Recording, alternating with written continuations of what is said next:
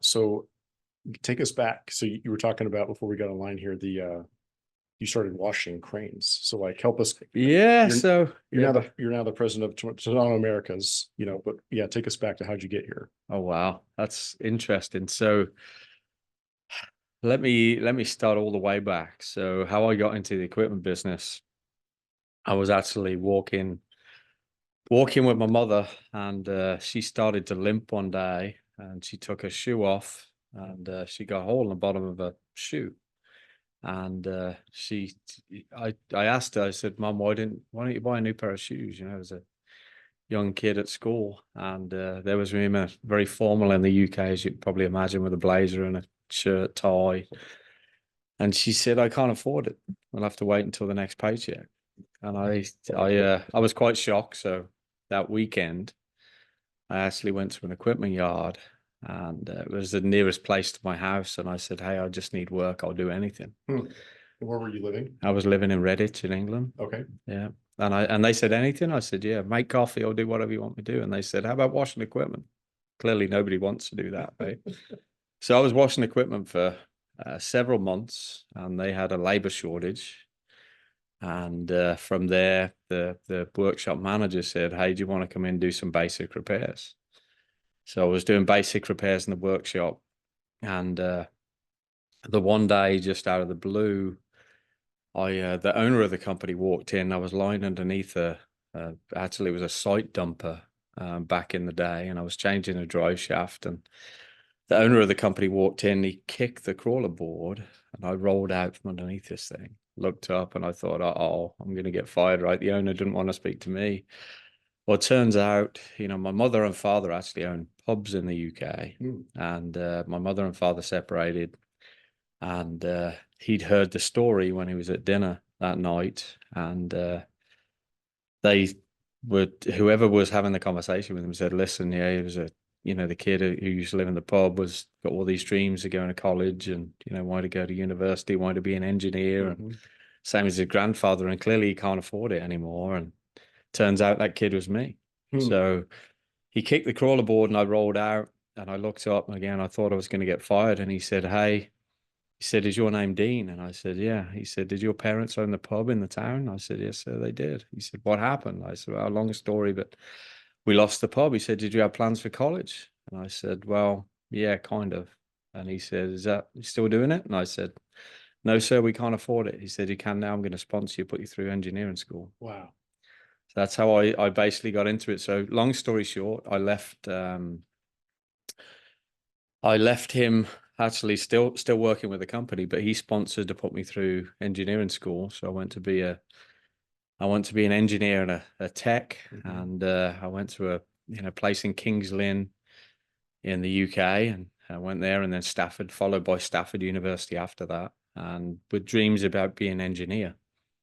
So I went back after I got my degree, basically went back to the equipment yard, and I went from making coffee and washing equipment to being the service manager, which was kind of cool. Yeah. It was a little different. It was really uncomfortable at the time. You got, these middle-aged or, elderly people that you're doing everything for, and now all of a sudden they work for you. And I was in my, late teens, early 20s when I got back. And long story short, from there, very long story short, I ended up staying there for a couple of years, and then decided that I wanted to pursue the engineering side of my skills and go to a manufacturer. Well, unfortunately, I couldn't get a manufacturing job because I hadn't got any engineering experience, but I could be a tech. So I became basically a troubleshooter, global troubleshooter for a company called Benford, which was a small family-owned business.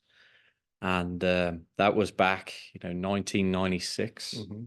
So I travel around the world. Were they a dealer as well? So or how'd they get into the maintenance side of the world? No, so Benford was a manufacturer. They manufactured site dumpers, compaction, vibratory rollers, lots of different things. Gotcha. So I worked for them, traveled to lots of different places, Ghana, France, Spain, all over the world, Germany, the US, working on different pieces of equipment. They'd fly you there with a one-way ticket and say, come back when you're done. Yeah. And that was clearly 96 was before you'd have a global cell phone, right? So Yeah. you have to find a phone to call back whenever you thought the job was over. Sure.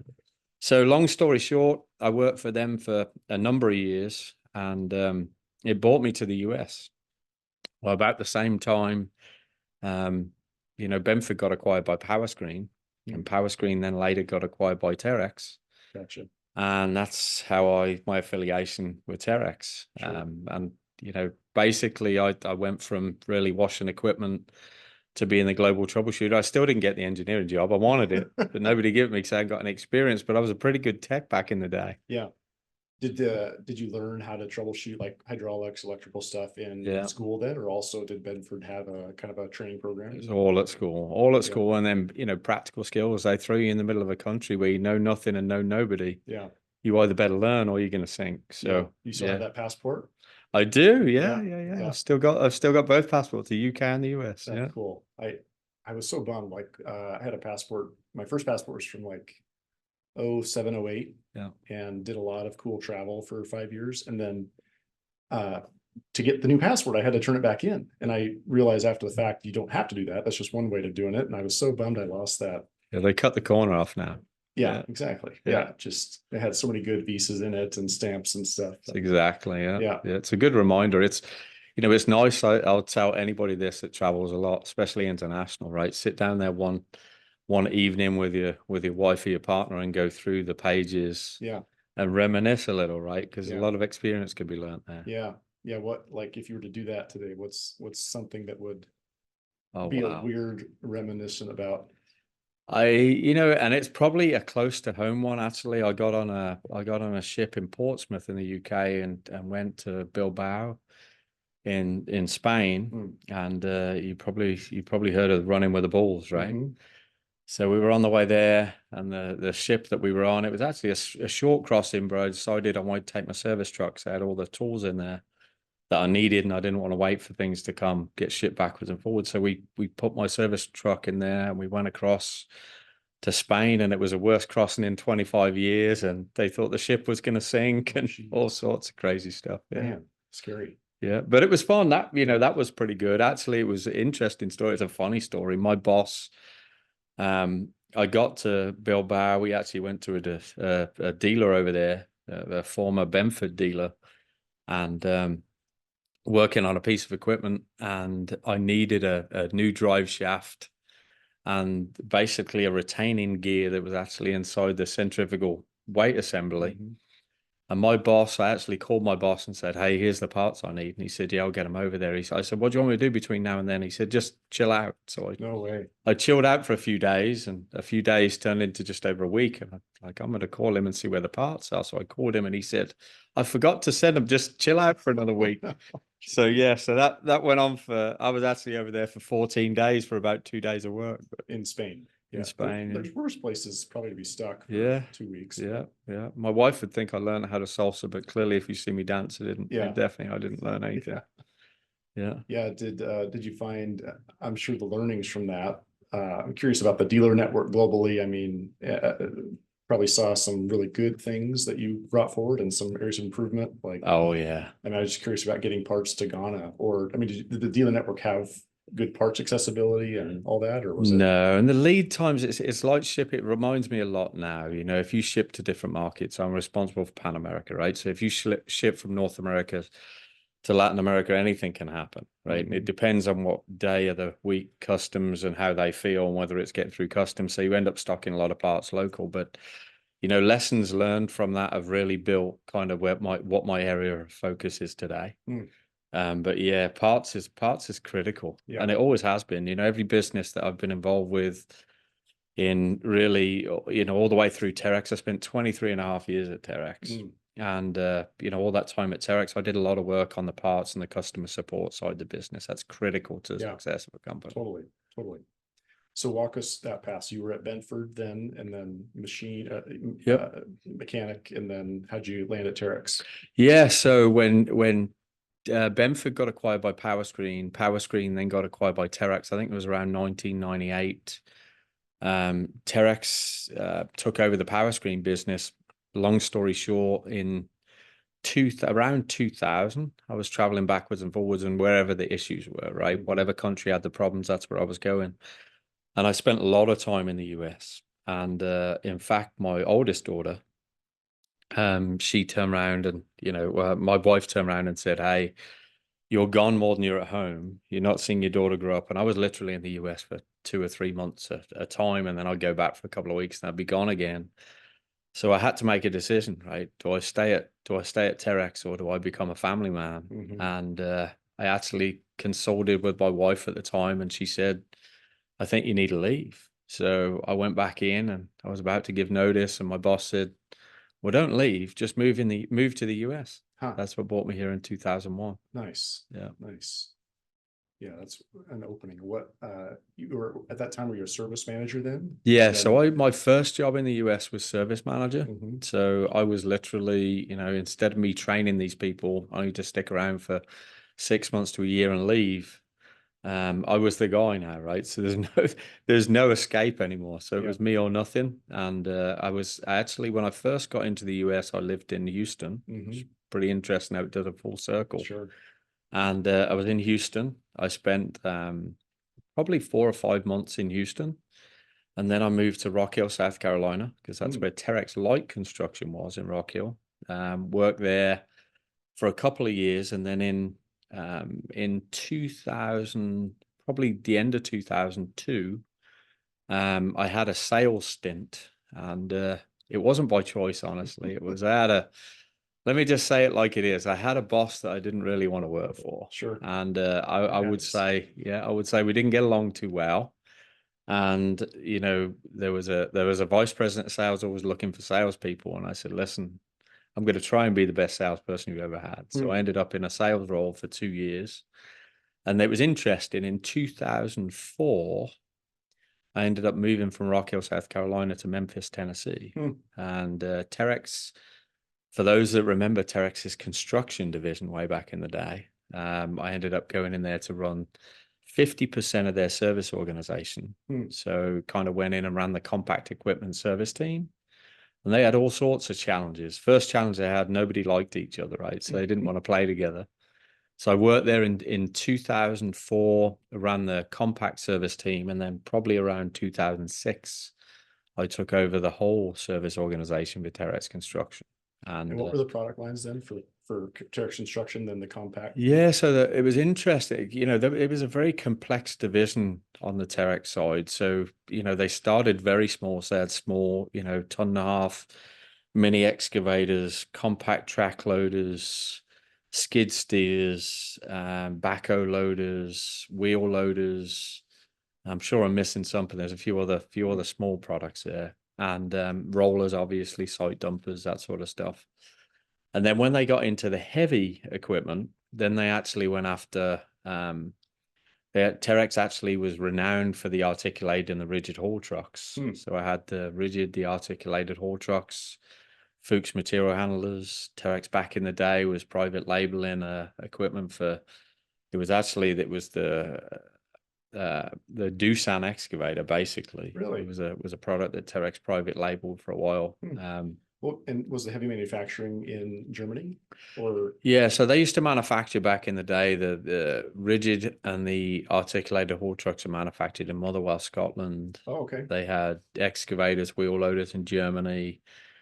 They had the backhoe loaders in Coventry, and they had the track loaders and skid steers in Grand Rapids, Minnesota. So it was all over the place. Yeah. Yeah. It'd be interesting to unpack your thoughts on just manufacturing going forward in the US, of course, and then North America at large and elsewhere and tariffs or, coming or maybe not, and all sorts of things. Interesting, isn't it? Yeah, it's a wild time. So where did you go then from there? You were 04, 05 roughly. You were a service manager at Terex. And that. Well, actually in sales, did you first sales job ever, right? Yeah, it was tough. Yeah. It was tough. I don't know if you've listened to that Dave Ramsey thing where he talks about I was a crummy salesperson. I think about that all the time. Yeah. Honestly, I was really successful. And it was by pure accident. There was no skill at all. Yeah. But the only thing that, my law of averages said I got to call on more people than anybody else because I'm a bad salesperson, right? So I did that a lot. And, it's actually kind of helped. When I look back on my career, the one thing that I think is important is you've got to do what you say and say what you do, Yeah. right? That's the most important thing. And I think, really now at Tadano, I can actually, I can show that, demonstrate that. And, Yeah. a lot of people ask, why should I choose Tadano? One, you got a great product. Two, you're buying it from somebody that you can call anytime, night, day, evening, weekend, right? So it's good. Yeah. Tadano's got a really good reputation for quality and service, is what I'm not very much from the outside looking in, but yeah. So are you saying that in sales, you had to, you definitely, your effort level was high, just like the young man washing trucks. You knew how to put the effort in. It had to be Zack. And then you learned obviously that, I mean, a lot of folks, a lot of folks don't, do what they say, right? So that's exactly correct. Yeah. We found actually, you ever use the disc profile? It's like the Myers-Briggs, it's a personality profile. Okay. Yeah. And it's DISC, like dominant, independent. I'm probably going to misspeak on a couple of these acronyms. S, I can't remember, but then C is compliance. And I've done some collaborations with different business leaders, and for B2B sales, we found that high C's can actually be very good, more effective in sales because they're very methodical, and compliance based. They're not the old school sales mentality, or I guess picture people have in their minds is of kind of sometimes maybe a lone wolf or someone that's just relational and all that. But it's similar to the challenger sale, where a good challenger understands someone's business, their problems, but then the high C's for compliance, it's like they're very methodical about understanding pain points, budget, decision makers, and if there's a fit here, there it is. Otherwise, there's not. So, and not, it's interesting because when I'll tell you the funny story that I don't share often either. So I first gets into sales, and my first ever sales meet was in Memphis, Tennessee, and we ended up having to meet on the first day, which was the Monday afternoon, and then the following day, it was training. The third day, you had to present. And I can remember saying, I know nothing about the financing side, like nothing. I can talk the equipment inside and out, but I can't talk the financing programs. Equipment financing for the customer. Correct. Yeah. So I actually am very good friends with an individual that had, he was the whiz financing. He could talk retail financing, floor plan, lease. He could calculate on the fly. I mean, it was just an ace. So I remember back in the day, I always used to look at somebody's strong points and say, if that was my weak point, I got to learn this. I got to get close to that person. So I walked up to that individual who now he and I have become very good friends for the past 25 years. But I approached him and I said, hey, guy's name was Martin. I said, hey, Martin, do me a favor. What's that? I said, I was in the, the sales kickoff today, and I said, I figured out pretty quickly, the finance inside the business, inside out, backwards and forwards. And I said, and I think I know the equipment side better than what you do. How about you teach me the financing side? I'll teach you the equipment side. And you'll know everything about hydraulics and the benefits of our system and everything. He said, absolutely, I'm all in. Run over to the gas station, get a 12-pack and a pack of cigarettes, and then we'll talk. So that's what I did. It was a crash course. It was a crash course that evening. Yeah, it was pretty good. Yeah, it was pretty good. Which part took more time? I would actually say, I don't know. I'd say it was about even, to be honest. I would think your part on the maintenance tasks and maintenance would be pretty involved. Yeah, I was very naive on the financing side. When somebody used to say floor plan, I used to think they were talking about how the house was laid out. Sure, I'm not familiar with that term for financing. What is that? That's basically where you basically help a distributor stock equipment. Same as if you look at the auto industry, they've got all this inventory. Gotcha. They don't necessarily pay for it all at once. They're paying for it, paying for installments, basically. Gotcha. That's what it is. Okay. So many manufacturer into their questions. Let's get to how did you go from what was your career track at Terex, and then let's get to how you got to Tadano. Well, let me tell you, I had a lot of bosses. I think Terex definitely set a record with the number of people. I think I worked for probably 23 or 24 people over my 23 and a half years there. So it was roughly averaging one a year. Could you share too? I know that company, gosh, I mean, they owned DMAG for a while, or maybe, and then they had various product lines. I mean, it just seems like the construction equipment space has gone through a lot of change. Yeah. M&A, spin-offs, all that stuff. Like, what did you experience at Terex? And could you kind of walk us through some of the brands? Yeah, absolutely. Yeah. So if you look at the construction business, right? So they acquired Firmec, which was really the Massey Ferguson, the Agco, Case. Yeah. That was all around that sort of same time, right? So they ended up with the Firmec business, which became the Terex Loader Backhoe.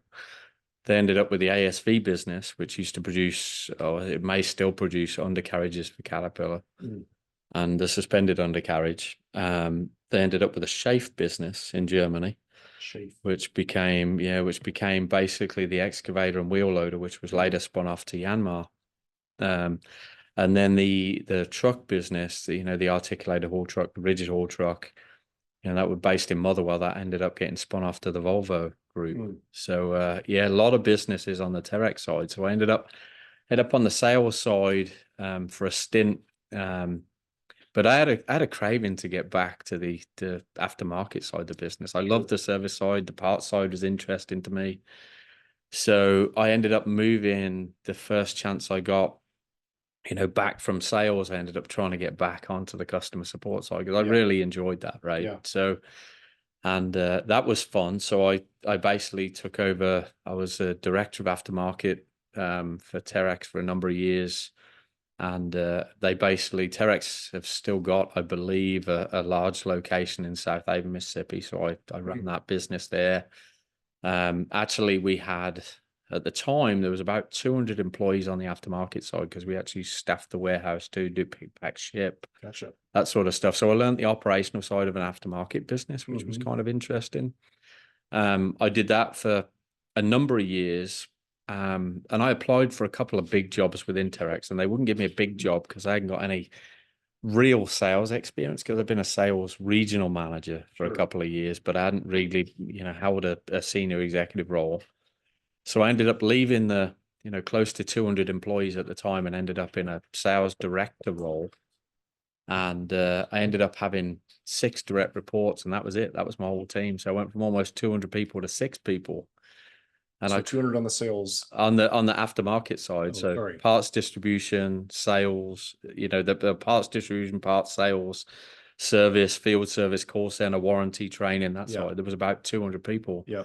And then I stepped backwards, had about 6 people I was a sales director with 6 people. Gotcha. And everybody thought that I'd stepped backwards or I got demoted. And I remember that day when I accepted the position, my phone started to ring. People were saying, "Why did you take such a small job?" And I said, "I have to check the box on the resume." Yeah. So I ended up in a sales director role. Got very lucky.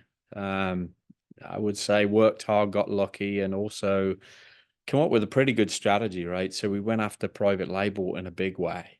And, one of our businesses, Grand Rapids business, was struggling for volume. And went in there to work with the general manager and figured out that if we can get some more product through there, we'll have a good business. So I went after private label with companies like Vermeer and Takeuchi. You can actually Google that today and see that arrangement. It's pretty interesting.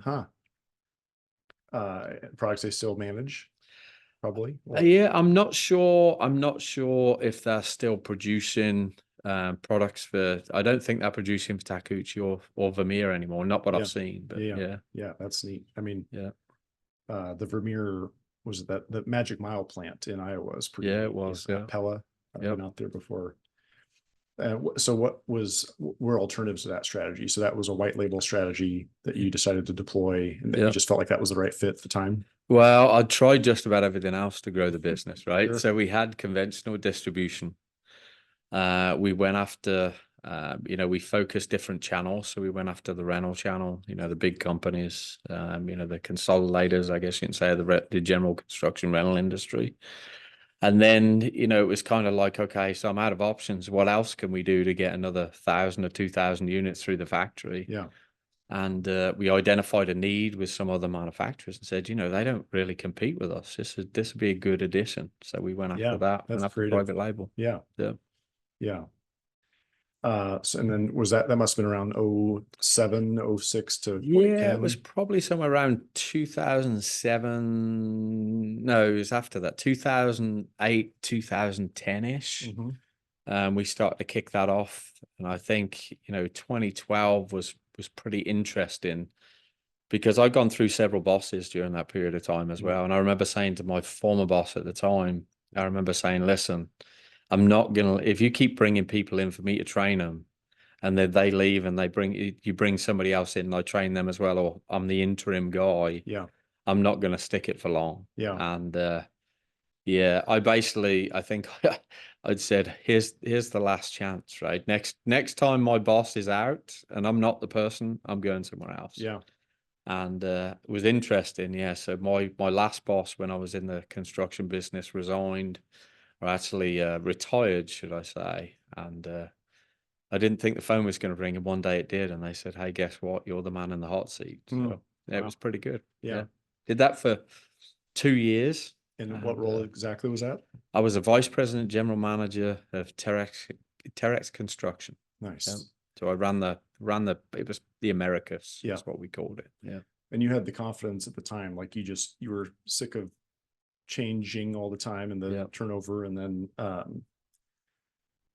sounds like you've been with the company for over 10 years at that point. 23. Yeah. Well, my total time in Terex, 23 and a half years. Yeah. Yeah. Yeah. Long time. Sometimes it's good just to set a boundary with an employer, right? Or a person. Yeah. And I'd kind of felt, and I'd give this advice to anybody getting into the industry, right? Don't be afraid of different positions. Yeah. Don't be afraid to step aside. Don't be afraid to do something that's it looks like you're stepping backwards. Yeah. Focus especially when clearly I'm not young anymore, right? But when you're a lot younger, you can check all the boxes, right, to give yourself the experience to build that resume out. Yeah. And I think that's really important.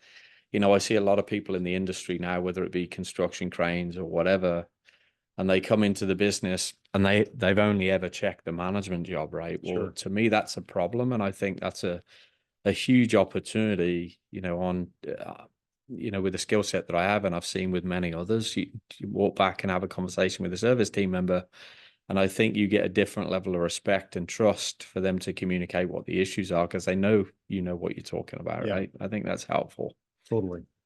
I couldn't agree more. Yep. And again, I still speak to the people that wash the equipment today, all the way up to the CEO of the company. So it's good. Yeah, especially, in a mobile equipment business, just that is the product. And for you to have grown up in the maintenance side of it, and then I'm assuming in engineering, you learned some design and some physics and all that stuff. And then, it makes sense why, GE should be run by a mechanical engineer. It's not a finance person. Exactly. They've had those issues, right? And so, yes, we've gotten to the point where you're VP, essentially general manager of Terex North America, right? Yeah. And how long were you in that sort of role?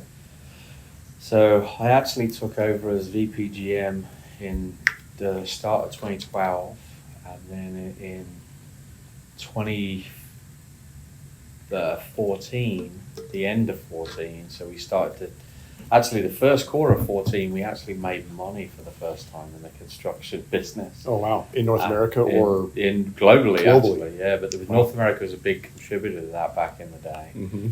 And I can remember making money for the first time, and actually our former CEO, Mr. DeFeo, who I respect at the highest levels, he said, okay, now we're making money, it's time to sell it. It was interesting. Sure. So was it publicly owned at the time or privately held still? It was owned by Terex, so obviously we're publicly traded. Okay, I didn't realize. Yeah. And so long story short, that would have been Q1 of 14, and then we frantically looked for buyers for the business, and we found homes for lots of the businesses, because it's better than writing a check to somebody to take the business. We actually were able to sell the businesses because now they're profitable. Yeah. A long story short, we got through a lot of that process in by the end of 14. Mm-hmm. And for those that remember, oil, basically you could buy, I think oil was priced at like $20 a barrel or something ridiculous. You could buy a bucket of chicken for less than, actually you could buy a bucket of chicken for more than what a barrel of oil had cost. Yeah. It was that 2013 to 14 drop, right? It was the end of 14. Yeah, that's right. And Terex did a really good job of predicting the drop was going to happen. And they said, when it hits, the crane business is going to get really ugly. Yeah. And then the next breath was, hey, would you join the crane business? So. Yeah. So did the sale, I mean, so backing up, it was Terex hoping to spin out just the construction business or several other businesses at the time? At the time, it was just all that I knew was with the focus going to be on the construction businesses, right? So we, like I said, we sold the ASV business. We ended up selling that one. We sold the excavator business to Yanmar. We sold the articulated, the rigid haul truck business to Volvo. Mm-hmm. It was pretty interesting. Yeah. Was that all before the oil crash, or? Yeah, it was the end. It was towards mid to end of 14 is when we started divesting, and they all knew that, hey, oil was going to be in the world of hurt. So clearly, there's a lot of crane business affiliated with the oil work. Yeah. And they felt that my skills were better suited in the crane division. I didn't at the time. Yeah. So the only commitment about move to cranes, and I'm not going to blame Ron for sure, but basically, I remember having the conversation. Listen, I don't want to build this thing up and try and fix it for you to sell it. And somebody, I can't remember who said it. They said, "Listen, Terex has been in the crane business for a long time. Yeah, we're not going to exit the crane business." And then obviously, fast forward, how I joined Tadano, right, 19. Yeah. So that on 2x speed, because Terex crane business, I didn't realize they were separate. So construction was dirt equipment, sounds like, plus mobile equipment, and cranes were separate, and then that included at that time DMAG. The crane business was really, so we had a Italian rough terrain crane. We got we got Crespellano and Fontana Freighter businesses, and then we basically got a crane business at the time Terex had in Australia, which was the Frana product, and then we got the DMAG business. Yeah, and we built cranes in Waverley. We built the boom trucks. Actually, it was kind of a flashback to where I am now at Terex. Yeah. We built the boom trucks. We had a crossover product and a truck crane in Waverley, Iowa. And in Oklahoma City, we actually had our lattice boom crawler cranes way back in the day. Okay. Yeah. So I joined the crane business. It would have been, I think I went to a strategy meeting there in October of 14. And I remember thinking, this is a really good business. I don't know what the problem is. And fast forward 3 or 4 months, I had a different thought process. It was more like, what in the world have I got myself into?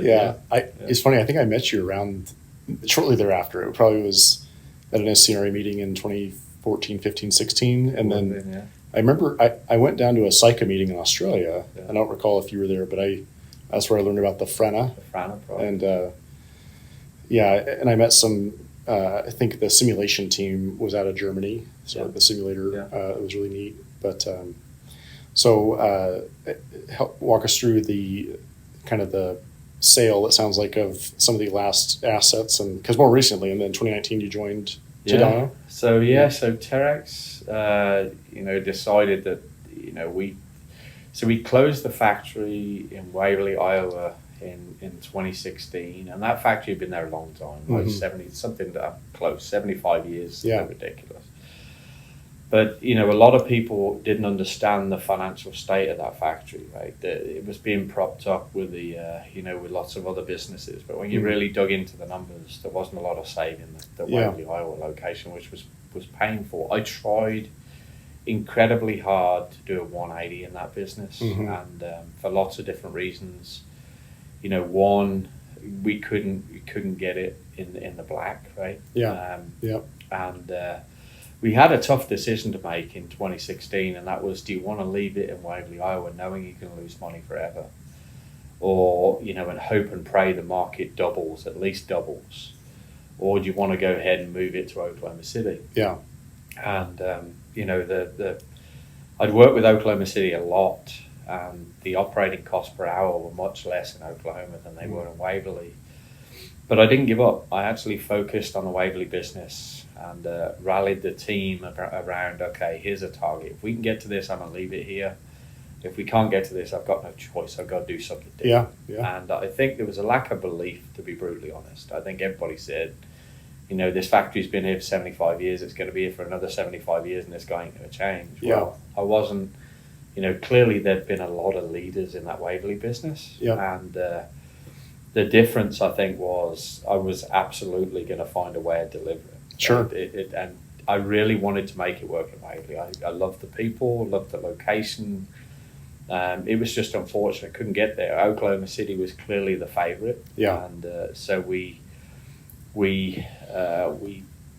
ended production in Waverly in 16. We moved it to Oklahoma City. At the end of 16, we started to produce in Oklahoma City, and Terex made a big thing about, you know, its campus location, and you know, we're going to have everything manufactured here. And it was interesting.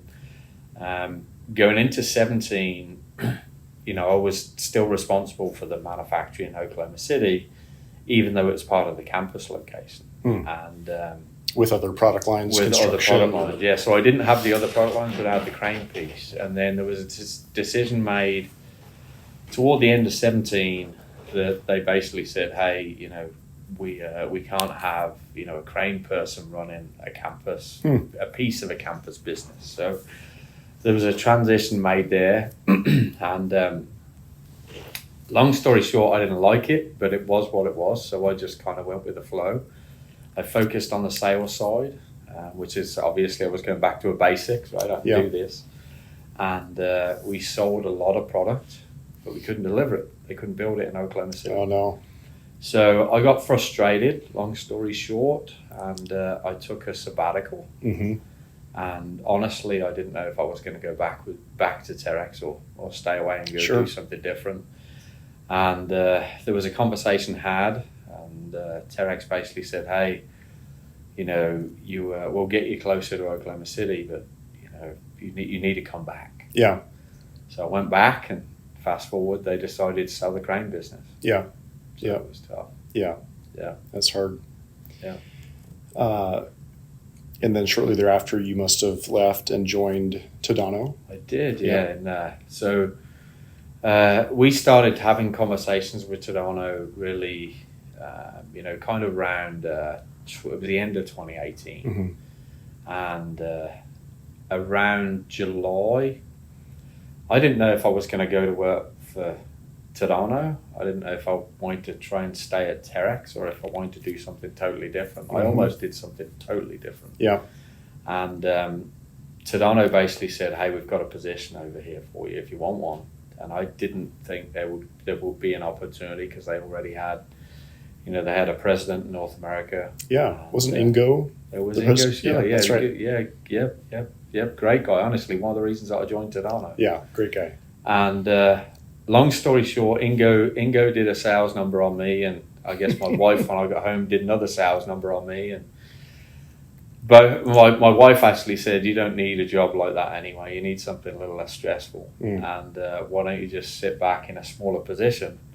It was interesting. Tadano offered me a position where I would basically help integrate the DMAG business. So I would basically lead the integration in North America, which I did from, you know, August of 19 when Tadano acquired, all the way through kind of, you know, 2020. So January 2020, we all know what happened in March. Yeah. And I led the integration of DMAG business. And then in January of 2020, and it was agreed at the time, so I knew what I was getting myself into, they wanted me to step into a customer support, vice president customer support and operations, which was basically like my Terex position when I stepped into the aftermarket role. Sure.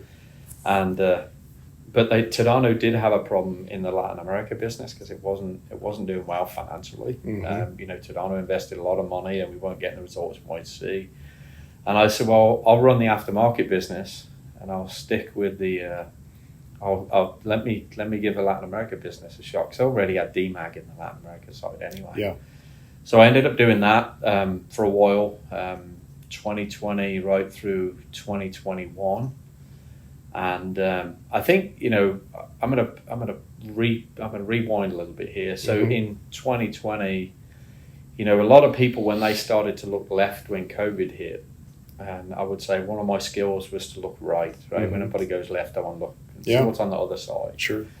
And you call it accident, you call it skill, you can call it experience, but I actually saw an opportunity and said, you know what, while others are dialing back, we're going to double down. And that's what we did.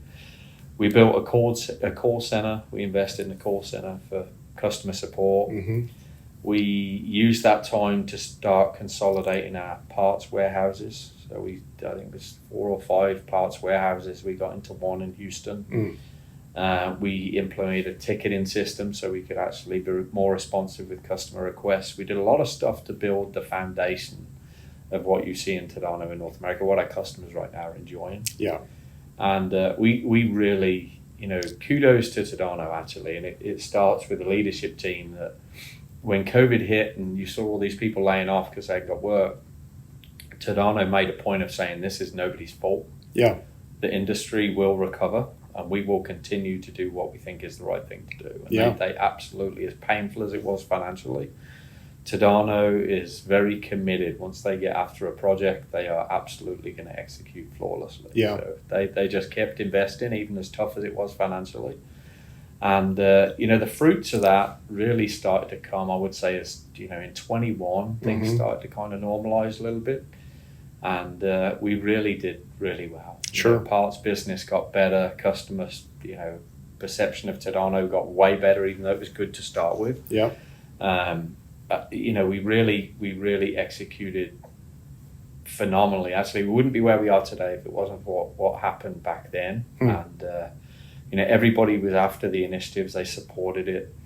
At the end of 21, the very end of 21, had a sit down with our new CEO, Ujiya-san, and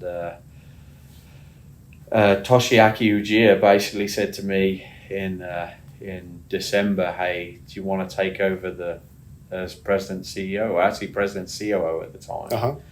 And I remember going home and my wife said, I was wondering how long it'd take you to get back to the top. So it's pretty interesting. I never thought it was going to happen. Honestly, I just thought at some point, I'm going to probably do something different. Yeah. But I got to tell you, I love everything about Tadano, the company, the philosophy, our core values, compliance plus safety, quality, and efficiency. Sure.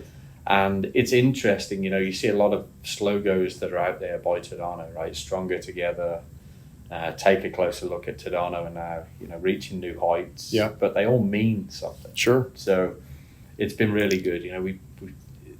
Tadano is a very committed equipment manufacturer. And I'll never forget my days at Terex trying to sell against Tadano.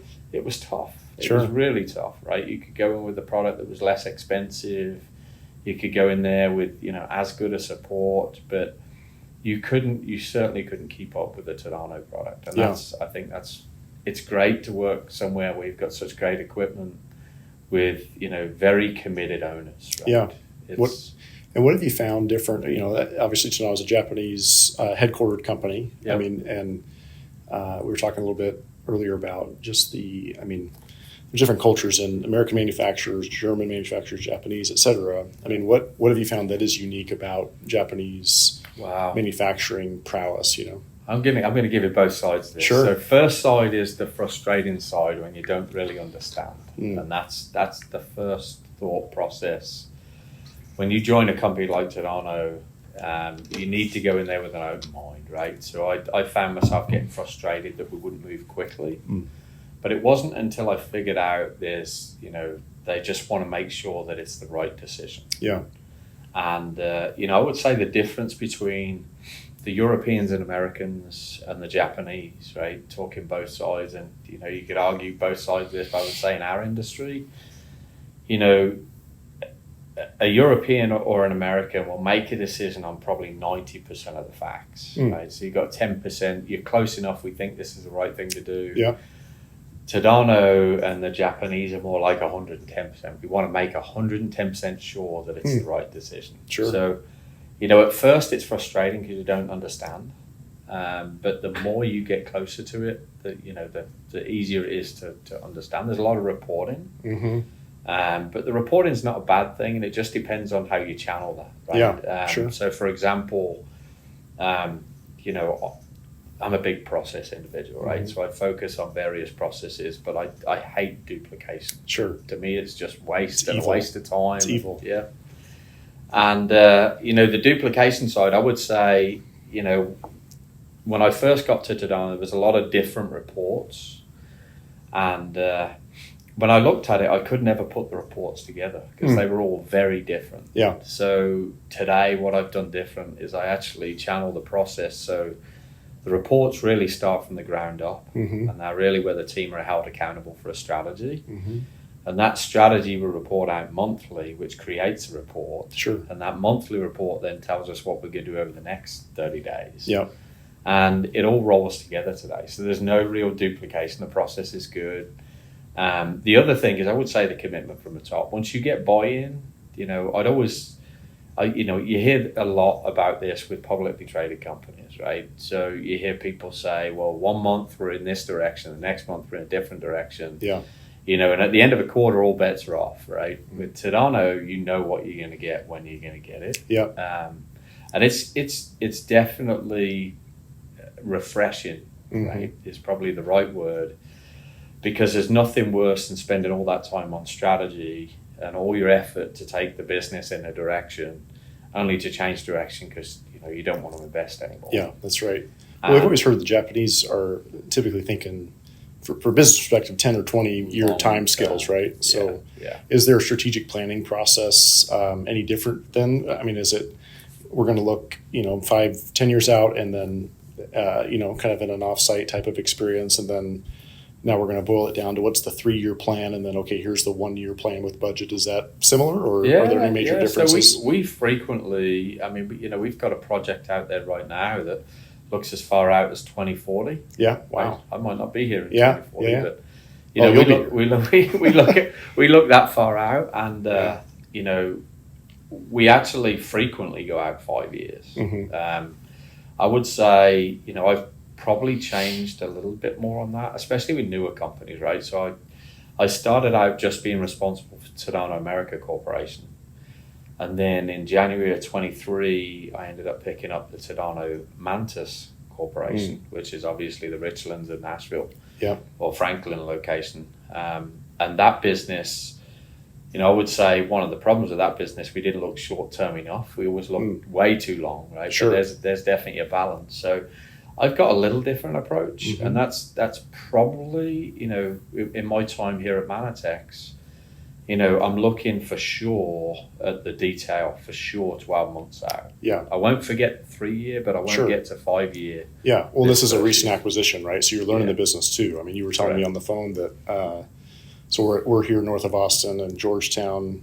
You had just taken a Latin America tour to look at all the locations you all bought, right? So, what have you? I don't know if you've seen in the startup world, or I follow various podcasts, but they call it founder mode. You heard that term? Yes, I have. Yeah, it's funny. It's Brian Chesky, the Airbnb CEO, is kind of like the poster child for it. It's as a leader knowing enough detail to be helpful if needed. Yeah.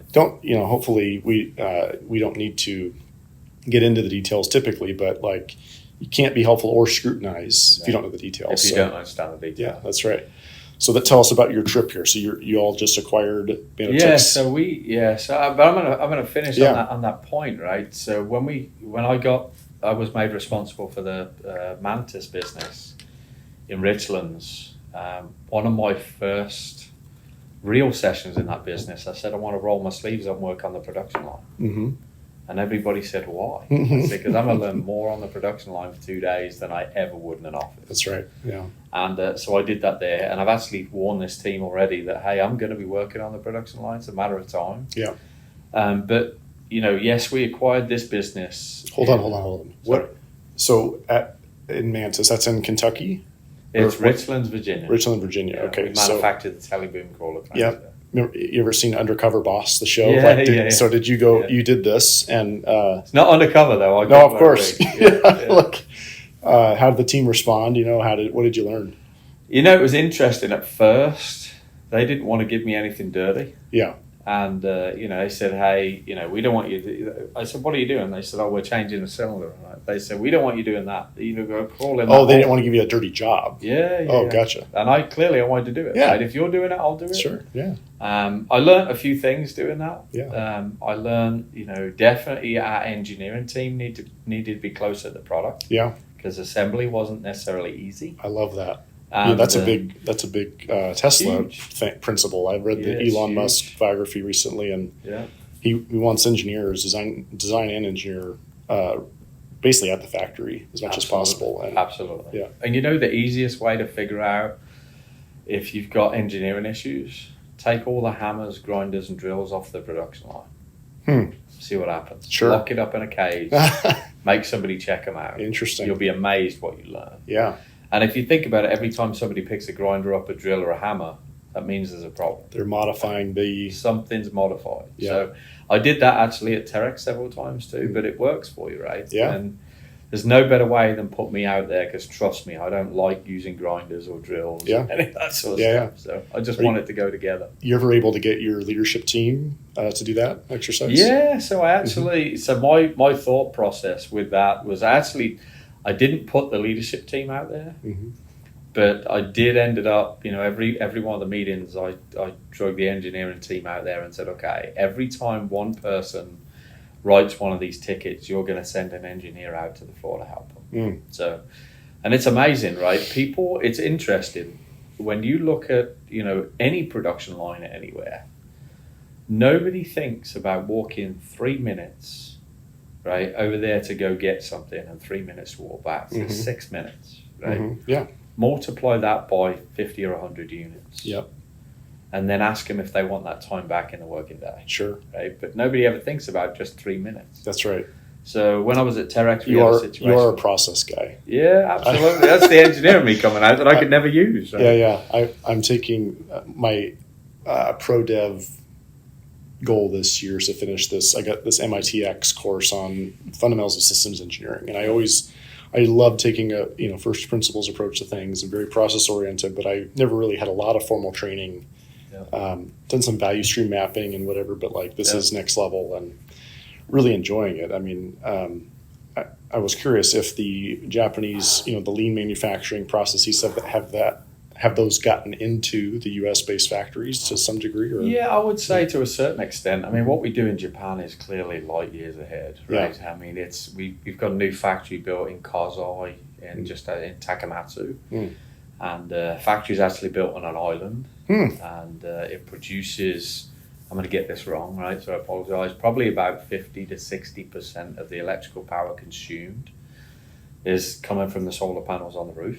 Oh wow! That's great. It is absolutely state of the art. You've got little robotic carts that take the parts to the production line. It's got totally automated parts distribution, racking system. It's truly exceptional. As we build our rough terrains and our truck cranes. Nice. Globally, right? That's the global one plant.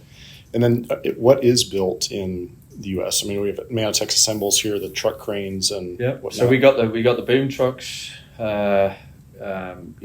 truck mounted cranes, bucket trucks. We do an aerial work platform that's truck mounted here. And then we've got our PM products, which is our knuckle boom articulating crane that we mount those as well here in Georgetown. And then in Richland, Virginia, we build our teleboom crawler cranes. Okay. So, not major manufacturing, but a big piece, especially now with the Manitex acquisition. Yeah, that's right.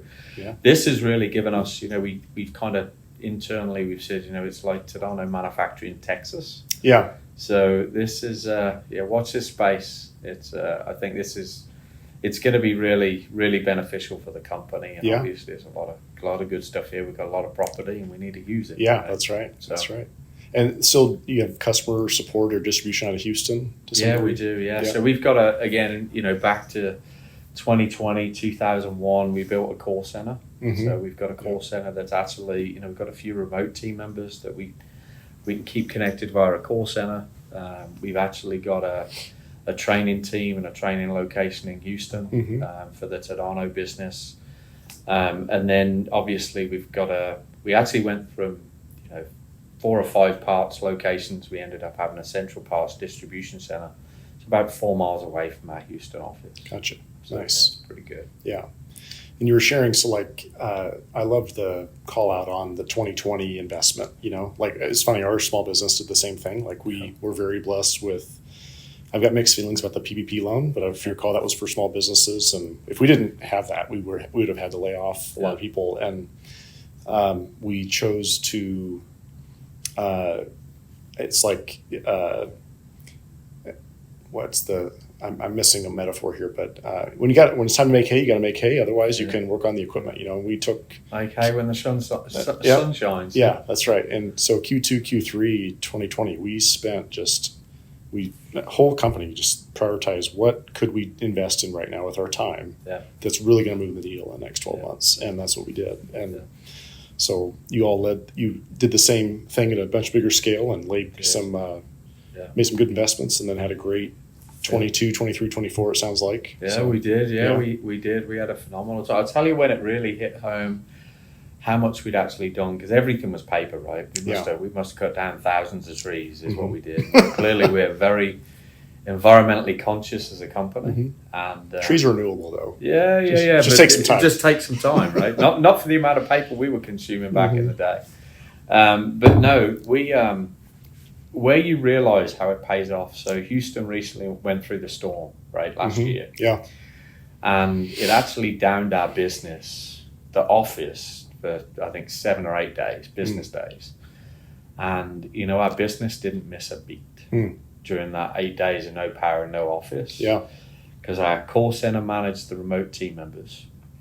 We did have a remote office set up in a hotel. At least team members could get warmth and food, and they got facilities to shower if they needed. Yeah. And but the orders processed, the orders dropped, the other warehouse picked, packed, and shipped, and all the other companies around us no power, and they were completely shut down, and we didn't have to tell anybody we were missing a shipment. Sure. It was phenomenal. Awesome. Yeah. And in fact, I had a team member that actually said, if this would have happened in 18 or 19, we'd have been in a world of trouble. Really? We wouldn't have shipped anything for 7 or 8 days. Wow. And we did not miss a beat. Yeah. But again, it was, there was a lot of investment on Tadano's side back then. So when you said, you look left, you look right instead of, when a body's going left, it's takes a lot of courage to invest what we did. We actually invested on the shelf, we invested probably another 30% in our parts at the time, and it was for depth, right? So I look at inventory for parts 2 ways. I look at breadth, the different part numbers that you have, and depth, how many you have on the shelf. Yeah. And we invested a little bit for breadth, but we went way deeper because we knew there were going to be logistical issues. Yeah. And, literally from a financing perspective, we won't share the number, but it's about 30% of our inventory we raised. Yeah, it's expensive. It was a lot of money. Yeah. And Tadano, when I gave the business justification, said, "What are you waiting for?" And honestly, that paid off, right? So totally. Everybody slowed down, and we carried on booming. And it also, the customers started to realize, hey, I don't have these same issues with Tadano. So it's pretty cool. Do you have a good CFO here in the Americas that is really helping you check the work and check the investments and all that? Yeah. So actually, it was interesting. So it's Gilberto Carvalho. He's actually Portuguese, comes from actually Brazil, speaks Portuguese, Spanish. He and I actually worked at Terex, but we didn't ever work together. Sure. So, Terex at the time had like 23 or 24,000 employees, so it's easy to find somebody good. Yeah. But yeah, he worked on different areas of the business, and we knew of each other, but we didn't really know each other. And then interestingly, when Terex was selling the DMAG business, he and I were 2 of 4 that were on this side of the table when Tadano was on the other side. Yeah.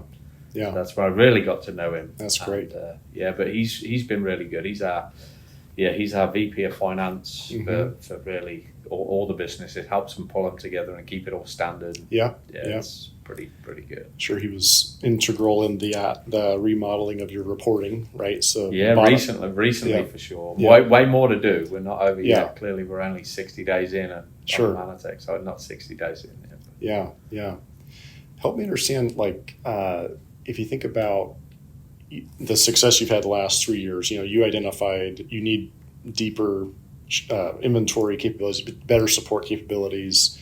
It sounds like you all rolled out a different go-to-market approach, right? Yeah. So can you touch on that? And then I'm kind of curious what is on your radar strategically the next 2 or 3 years, and then what's not on your radar that you're concerned could hit the radar? It's interesting.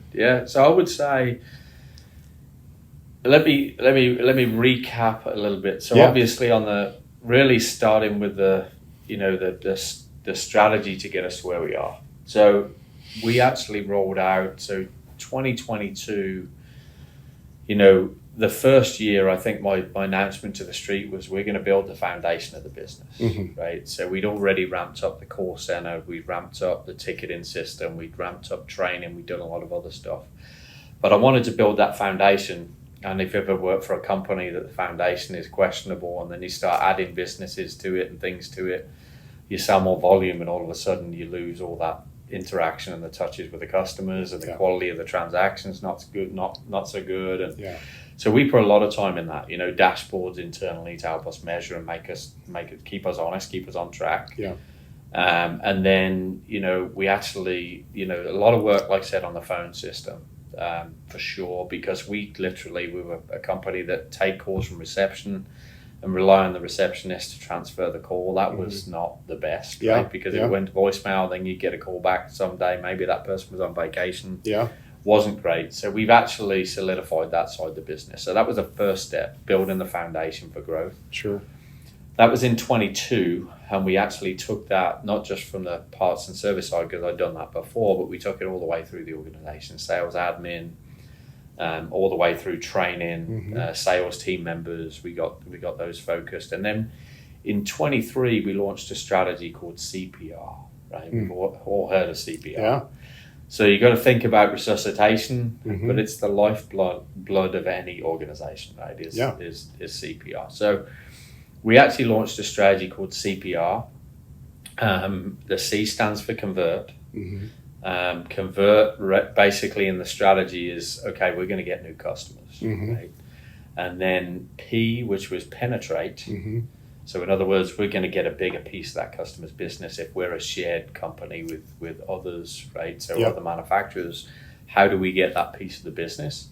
And then the R is, once we've got the customers converted, clearly we've got to do a really good job to retain the customer, right? So that's the retain is the R. So we launched that really at the end. We do a strategy meeting probably around July or August of every year. That strategy set all the way through the following year, and then July, about mid-year, because you can see that way. Is it going the way we thought it was going to go? We're going off, right? So we did that through 23. We could clearly see we're having a great year. Things were going well. Clearly, you get the market share reports, which I can't ever get into the numbers, but we get you get a good indication of the market share reports. So we're converting customers. Things were trending in the right direction. At about the same time, we had Take a Closer Look at Tadano. It was rolled out there. And I used to reference that a lot with customers, especially those customers that had already converted. So that they were in the penetrate or the retain phase. And I would just teach people, our sales team would go around teaching people, here's how to look at the value with Tadano. Right? And as I've said in several interviews, Tadano isn't, if you want the cheapest product, don't buy Tadano, right? But if you want total cost of ownership to be better, you want the reliability to be there, Tadano's a really good choice, right? And for those customers that are savvy enough, and there's a lot more customers getting into the market, gone are the days where people buy on just a relationship. You mentioned it earlier, right? There's a lot more There's a lot more skills to that than just, hey, I'm going to shake somebody's hand and I like that person. There's got to be something else, right? Everybody's in the business to make money. So our thought process was if you can teach people how to use a calculator and you can basically show people the value of Tadano, they're going to come back. And that's basically, it fit really well. We'll take a closer look at Tadano. Yeah. And that was really instrumental all the way through 2023. So if we just talk North American business grew 57% from 22 through full year 23. Jeez. So it was like a software company. Yeah, it was significant growth. But kudos to the customers that took a chance on Tadano, because a lot of a lot of people decided that, hey, I'm going to take a closer look and you know what, this works. I'm going to do more business, and that's carried on.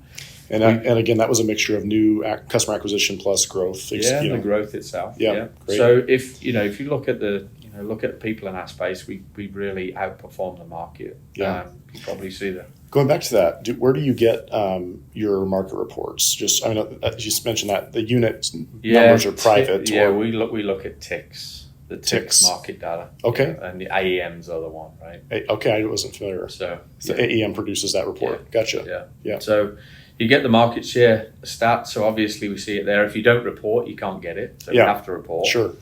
So ultimately, we get the market share data. That's a good indicator for us. Plus the fact, clearly the industry's not huge. Right? Yeah. You can speak to a lot of people. You get a good feel for how you're doing. So we did that through 23, and it's pretty tough, right? We've just finished 24. Yeah. And it's tough to grow again after a 50%. Yeah. My boss was expecting it, right? Hopefully he listens to this. But it was tough. It was really tough. But, we just reported North America again grew 10% on the top of that 57% growth, in 23. So we've done well in 24 as well. Yeah. That's great. great. Just absolutely, clearly I always try and stay close to my peers, see what they're doing. But it seems like we're starting to outpace the market, which is really good. Yeah, and it's exciting. Yes. And now the more inorganic growth. So Tadano had bought Mantis, I think, back in the day, right? And then Manitex. 15 years Tadano would own the Mantis business. Yeah. So 2008, I think it was. Yeah. Very cool. So what investments are you making today that you can talk about? So like, wow. It's not COVID, of course, which is good. Business is good. We just made over a $200 million investment here, I think, right? So, that's right. Yeah. So we've got this business, which really with the Manitex International business, we ended up with locations in Chile, Buenos Aires, Argentina. This Georgetown location, we've got Rayburn Rents, which is West Texas, a small rental company. And then we've got, our Vala business, our PM business, and oil and steel in Italy. And then we've got a fabrication company in Romania. I noticed the oil and steel and Vala. I'll have to go look those up. But more diversified than I thought Tex was. So interesting. It's interesting. It's actually a really good mix, right? Because you probably see that, Tadano started to talk a lot more about aerial work platforms. Yeah. You'll see a little bit more from Tadano in that space for sure in North America. Clearly, we're big in the AWP space. Yeah. In Japan, we've got some great products. We've not really touched on those products in the US. Yeah. But the AWP space in the US is very, very very crowded. There's a lot of people in there. Yeah. But we've got a few products that really are a good fit for the business, and I think when you look at oil and steel, they've got a really nice spider aerial work platform that's perfect for the tree care world. Yeah. They've got a small electric crane, which if you think about Tadano's EGR, which is our 100-ton rough terrain, it's kind of a nice fit, especially if you're more, solid state factory type or, aircraft maintenance or something like that. It's pretty good fit. It's funny. I first formed a relationship with the Tadano team personally, like maybe 2015 with Jay Schiffler. Late Jay Schiffler, great guy as well. Great guy. And he let us simulate the GR1000 XL in our VR crane simulator. We did it by 2016 or 17. But you said EGR, so that's an electric version. Yeah. You may have heard it called the E-Volt. Okay, gotcha. So it's the electric crane, 100% electric. Yeah. Nice. So big acquisition here. I mean, you got you got strategic planning coming up then in July and August. What are you guys gonna? We actually did it last week. Oh, you did? Okay. Yeah. For this business, obviously, each business is going to be a little different. Yeah. They're different businesses, but yeah, we were locked in this same room last week Yeah. for 3 days, figuring out what's really important. Yeah. Right? Cool. There's a lot of good work been done in this facility before. Mm-hmm. But clearly, obviously, we didn't buy the business to keep it the way it is. Yeah. Very focused on growing customers, very focused on, building the right product. Obviously there's always work you can do Totally. in any facility. And I even somebody coming in behind me, you'd say, hey, a fresh set of eyes is going to spot something else. Yeah. Right? So, but we identified several things that we felt were really important for the future of this business, and we've got more meetings planned next week to take that one step further with my boss. So I've got to share some lessons learned. Nice. So that'd be pretty cool. But yeah, we're really excited on this business. I think it helps if you think about the product line that Tadano's got in the crane space, so the mobile cranes. It really helps fulfill that whole product line. Yeah, right? it's very diverse. Again, it fits with our new slogan, right? Reaching new heights. Yeah, yeah. So obviously, we've got bucket trucks, we've got aerial work platform, we've got the Vala, we've got the boom trucks. There's no real overlap. Yeah, it's so incredible. There's nothing that, like when we put the Fawn and the DMAG business together, which was the all-terrain business that Tadano acquired way back in the day, plus the DMAG business they acquired in 19, which I was part of. When we put that business together, it was a really good fit too. Yeah. Right? Because you get crawler cranes in with acquisition, 400 ton and up, which we never had. And then, there was very few clashes further down the range. Well, this just adds all new stuff. Yeah. And we're really big in the truck-mounted crane side of the business in Japan. Yeah. Not so big, well, not big at all. Not really got a business in North America. So it's a great addition. Yeah. Great addition. Yeah. I found it interesting. You said it sounds like in 2020 when you did some planning with the team during COVID, like it sounds like your leadership team spoke about a receptionist answering a phone. Yeah. Like back in the day. But I mean, no, but it's the granularity of a president to understand that's a problem. Yeah. Along with the leadership team and actioning that and fixing that. It's just funny. I mean, a lot of leadership teams sometimes, if they're going to kind of focus on their strengths, right? They're going to focus on finance if they're financial people or whatever. But you've had this experience in maintenance. Yeah. And then sales and service, right? So want to take care of the customer well. Yeah. So business is pretty simple. It's like take care of the customer well. Really simple. I think my last phrase, the last time somebody asked me that question, I said, take care of the customer and the financials will take care of themselves. That's right. Yeah. Clearly you got to be smart about it, but I'll go back to that piece I said at the start, right? I think having all those different positions in my career, you could look at it and say, okay, you jumped around a lot, but there was a reason for every position. Yeah. And I think that experience, who knows? The next person washing equipment could be the next CEO. Yeah. Right? You better be able to speak to everyone. Yeah. I think that's really helpful. Yeah, totally. Yeah. Totally is.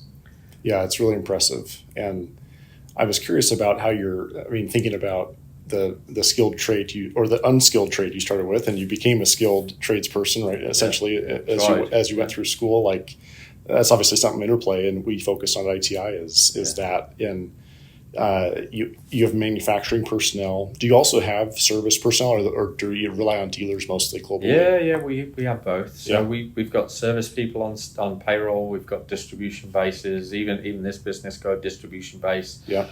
To take care of the customer, and then obviously, especially now, the strength of Tadano, right? So you put the two businesses together. Yeah.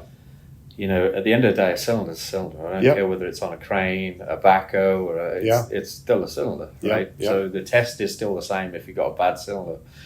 But there's a lot of similarities between the equipment. Troubleshooting, if you're a good service tech, you can jump on a boom truck or a mobile crane and diagnose it. Yeah. You may need a different set of schematics, but that's really, it's really basics. Sure. And I think, the power of having the companies together is huge, right? Yeah. Because again, I've got all my service techs on a map that's live 24 hours a day, 7 days a week. Sure. We live and die by 24/7. So if a customer's in Yeah. trouble, they can always get us. And then this team, right? So this team in Manitex have got a distributor base and they've got a few techs internally, but now they've also got a plan B, right? Yeah. So if they can't get somebody, we've got another service team that can jump in and help. Yeah.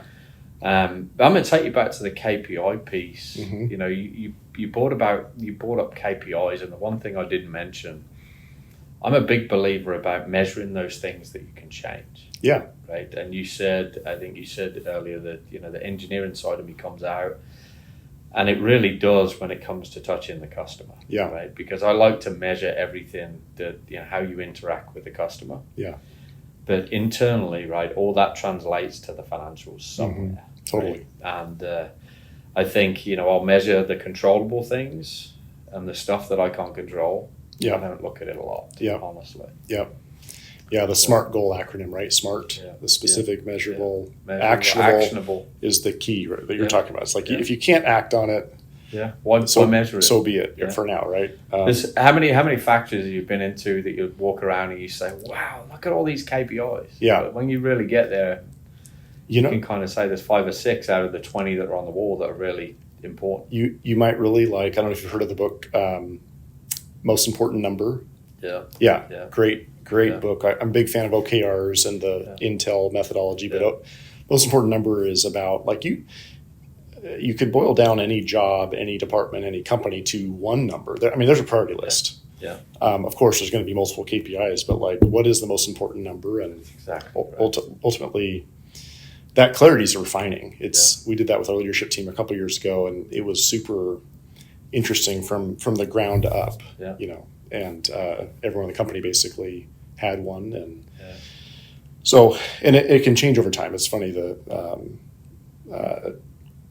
I don't know. We don't need to dive too deep into change management stuff, but like when you're integrating a business like this, I mean, there's going to be operating things you measure all the time, right? Yeah. But there's also initiatives Exactly. that are time based, project based that you want to measure the outcomes of and the long term return. You'll be amazed how many businesses that I've initially got involved with that they say, I've got a strategy. Yeah. Right? And then you ask them what they measure, and they measure all the KPIs, but they forget the actionable things in the strategy. Yeah. Right? It's Yeah. interesting. Yeah. There's leading indicators and lagging indicators. Exactly. There's a couple. You go back to the book though. There's a couple of good books out there. Yeah. So, It's Your Ship is one of them. I haven't heard that one. With Captain, I'm going to butcher his last Yeah. name. But he talks about a Navy ship that he gets on, and it wasn't the best ship, and the processes are broke, and he teaches the teams how to get into the process. I think he did a speech at Texas A&M or somewhere like that. But that's really good. And then the other one that is a very simple read that I always tell people, because usually when you get into a new business, right, nobody wants to do anything different. Yeah. Let's keep doing the same thing. Well, guess what? If we'd done the same thing back in 22 as what we did in 21, we wouldn't have grown like we did in 23. So I always say, just read who moved your cheese. I like that one. Who moved my cheese. Yeah. And very simple, easy read. Yeah. But you know, it's so true, right? Yeah. People, I say this a lot too. If you go fishing, you go to the same fishing hole, and for the last 2 weeks you've been going there, there's been no fish biting, you probably wouldn't go there anymore. Yeah. You'd probably go somewhere else. But people don't do that, but they just stay there hoping. That's right. Yeah. Hope isn't a strategy. Yeah. So the insanity saying comes to mind. that's Keep exactly doing the same thing. Keep doing the same thing and expect a different result. Yeah. So that's a fun one. And then the other one is traction. Yeah, I like Traction's traction. pretty good too. Yeah. Yeah.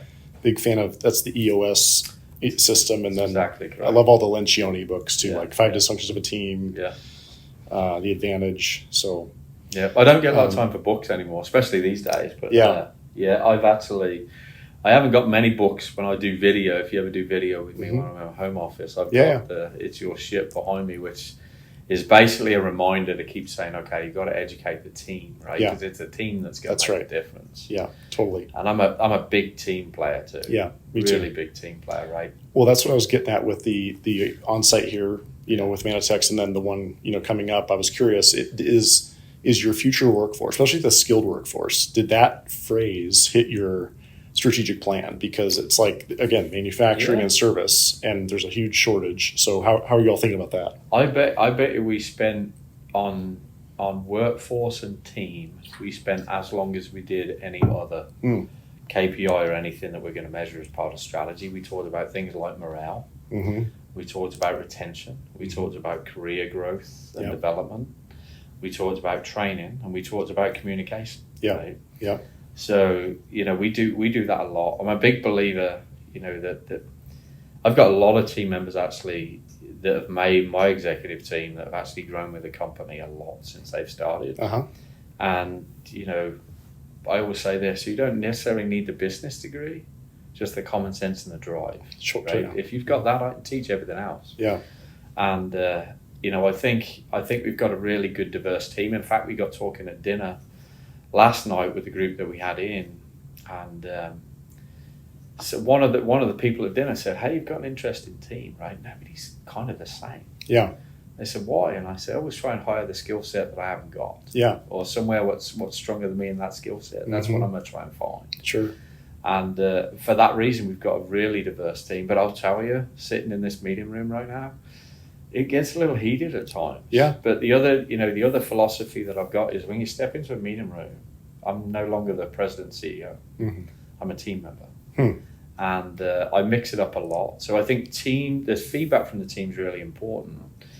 And I always encourage people, say what's on your mind. Yeah. And it may be painful for the others to hear it. Mm-hmm. But, if you're on a football team, you'd say what's on your mind. Yeah. But when you get into an office environment, people forget that. Right? Yeah. But that's the basics. Totally. Yeah. It's 5 dysfunctions, 101. It's trust is that fundamental first stage. It's like if a team doesn't have trust, there's not, people are going to be covering their tails, or they're going to be silos and not speaking up. So if my sales team listens to this, especially the sales leaders that were in the strategy meeting in Houston back last August, they would, they'd get a kick out of this conversation, because I always say at the start, don't forget, it's okay if it gets a little heated. It's okay if it gets a little passionate. Yeah. At the end of the day, as long as we walk out of the door and we're all aligned, nobody will care. Yeah, that's right. So it's really good. And I go in there and just say, listen, I'm gonna guide the conversation, Mm-hmm. but everybody in the room is going to decide what we're going to do. Yeah. Yeah. So, and there's different, right? There's, sometimes you have to make the final decision. Like we have a leader skills training program we go through, and just even going into a meeting or a thing and knowing as a team, this is how we're going to decide. Exactly. And a lot of times we are consensus based. Sometimes it's like, no, Josh owns the outcome, so he's going to decide, but we all want to be heard. And Josh invited us all here to be heard. So there's it definitely depends, in my opinion, like what the meeting goal is, of course, but it's if people aren't feeling like they can speak up, you're just not going to get the results you want. There's two things that would stop our business from, delivering on something we said. One is a compliance issue. We're very focused on the compliance side of the business. Yeah. And, basic ethics and all the way through compliance, whatever it may be, right? Legal, abiding by laws, whatever. We're very focused on that. Mm-hmm. And then the next piece is safety, right? And I always say to people, I would lie down in front of a crane before I saw a team member get hurt. Yeah. Right? I absolutely would. The one thing that I never want to do in my career is go and tell somebody's family member they're not coming home. So that's really important to us. And our customers the same way. Right? Yeah. I mean, the product's either right or it's not. There's no in between. I think it's what people really respect about Tadano. I can't disclose where I was, but I literally was at a crane manufacturing plant, and they had purchased a Tadano rough terrain crane to pull it apart. Yeah. Oh, yeah. And I'm sure, have you heard of this happening? Yeah, I have. I think I know which manufacturer you're talking about too. And it's I mean, it's a good manufacturer, but it's impressive and honoring to Tadano, because Tadano has always, makes a good product, and Japanese just in general as manufacturers are known. I asked my brother, growing up in a Chevy family, but I think my brother and dad have fully switched to Toyota now. They're like, the cost of ownership, so they're mostly. You see my car in the parking lot? Toyota. Yeah. I mean, we've had two Chevys, unfortunately, Silverados, like at the 5-year mark, just blow up. So I hope, I know there are different reasons for different, I think I got to tell you something funny too, as part of that systems engineering course, talk about challenges in manufacturing. Okay. This course, it's an online course, cohorted, so it's like 6 months, and MITx, and there's half of the people that are on the advisory group that come lecture are from the Boeing defense and Boeing aerospace business, you know? Yeah. And I think I love Boeing. I'm a Washington guy, you know, and all that. But Boeing has had some substantial challenges the past year, right? Sure. I mean, workforce challenges, supply chain challenges, and it sounds like blocking and tackling manufacturing challenges. So that the manufacturing business is just hard. It is really hard, and you always get to a decision point too, right? Do you want to have it outsourced, right, or do you want to make it yourself? Yeah, and sorry, I brought that because I want to ask this team. I'm like, should I be learning systems engineering from?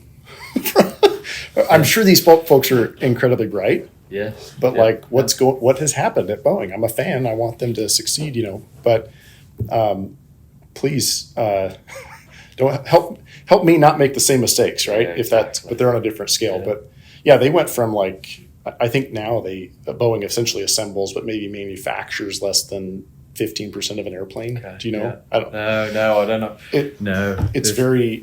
They're complete opposite of vertical integration, right? Yeah. It's a complete assembly, but you know, it's interesting. There's a lot of stuff that we manufacture ourselves because we don't want to take the gamble on a supplier. Yeah, sure. You know, Tadano do a great job. You know, with some of our products we manufacture our cylinders.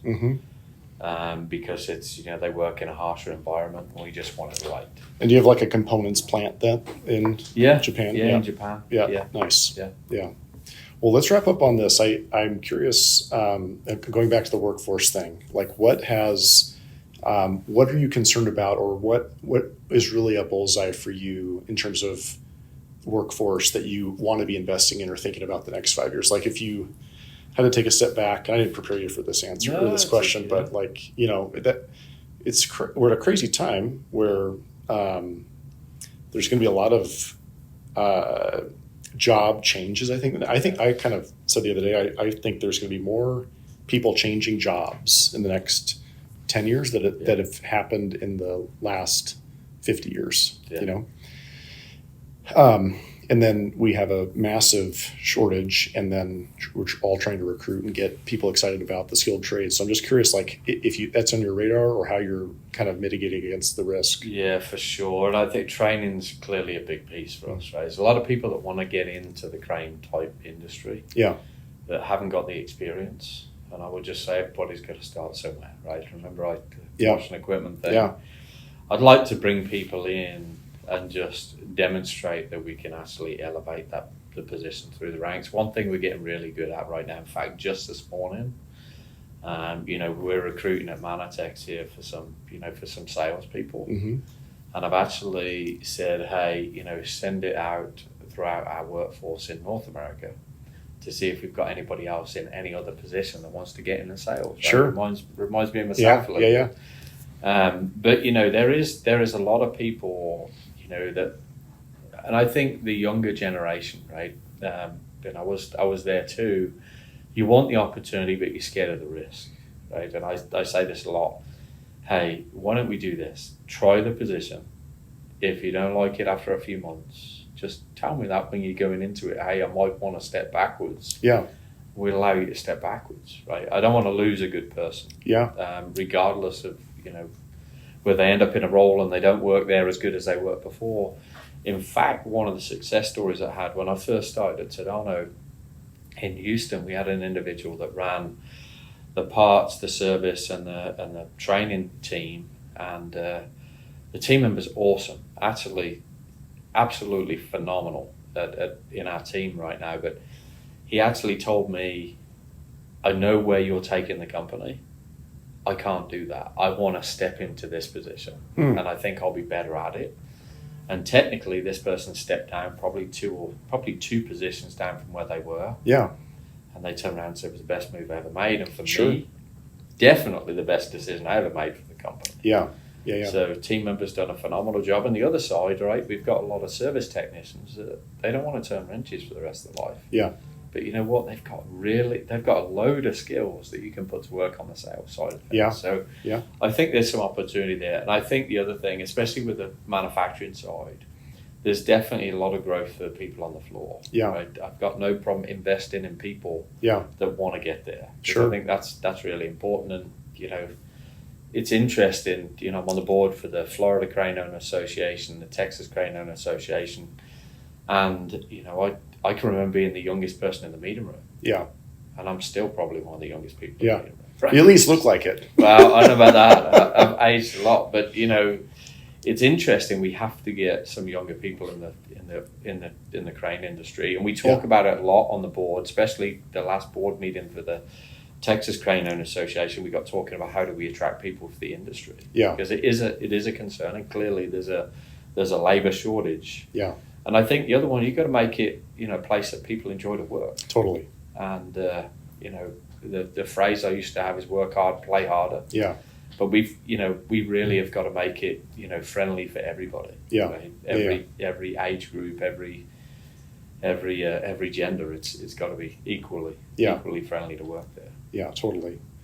Yeah, I like how you described it sounds like you're really hoping that your existing workforce understands their potential trajectory. Yeah, exactly. Yeah. Yeah. Do you feel like you have the tools in place to do that today, or that's kind of like an investment area that you need to figure out? Both. Yeah. Both. We've done a lot of work on the performance planning. Yeah. We've done a lot of work on the succession planning. We've done a lot of work on the talent review and the objective setting at the start of the year.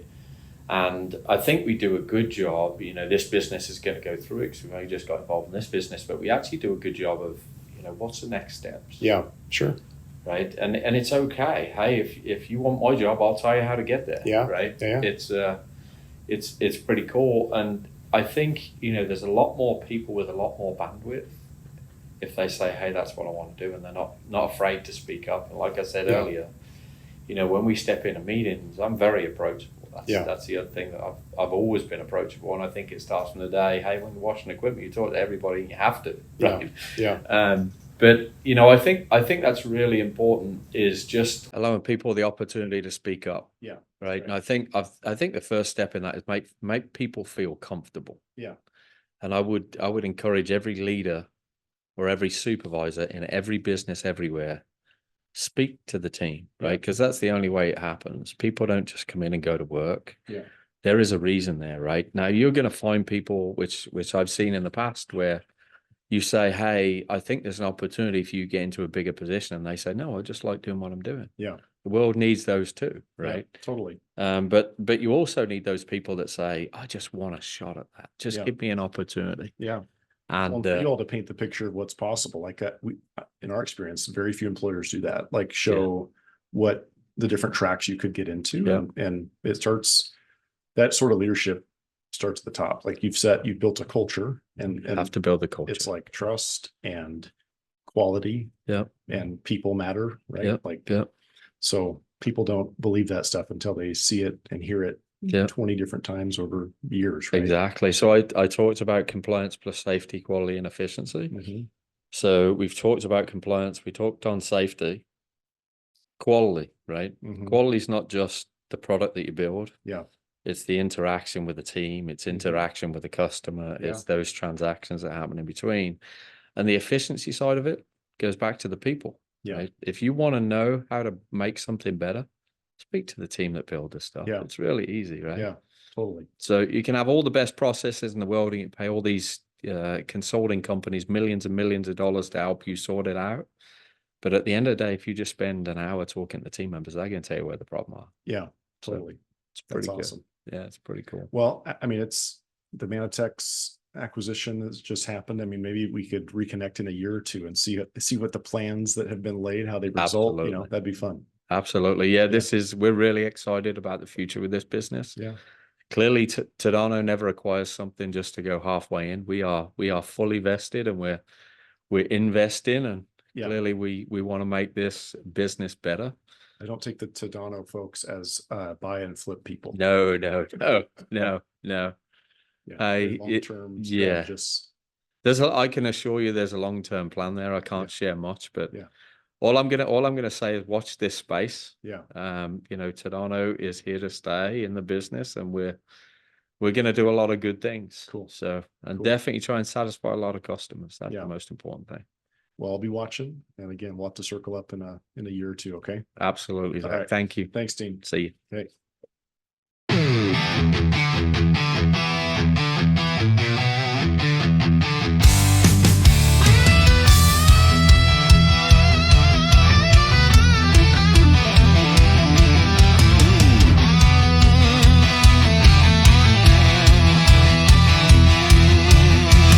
Hands that craft and minds that spark, building dreams out of the dark. Wires, pipes, steel, and wood. They make it real, they make it good. Built up, we rise, we shine. Turning bolts and installing lines. From the ground up, we proclaim the built-up spirit fuels the flame. Plumbers flow in every stream. Carpenters carve out our dreams. Technicians fix in every part. Lighting every start. Build up, we rise, we shine. Turning bolts and installing lines. From the ground up, we proclaim the built-up spirit fuels the flame.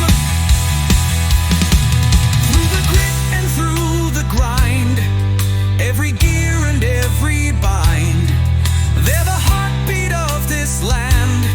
Dirty hands, the master plan.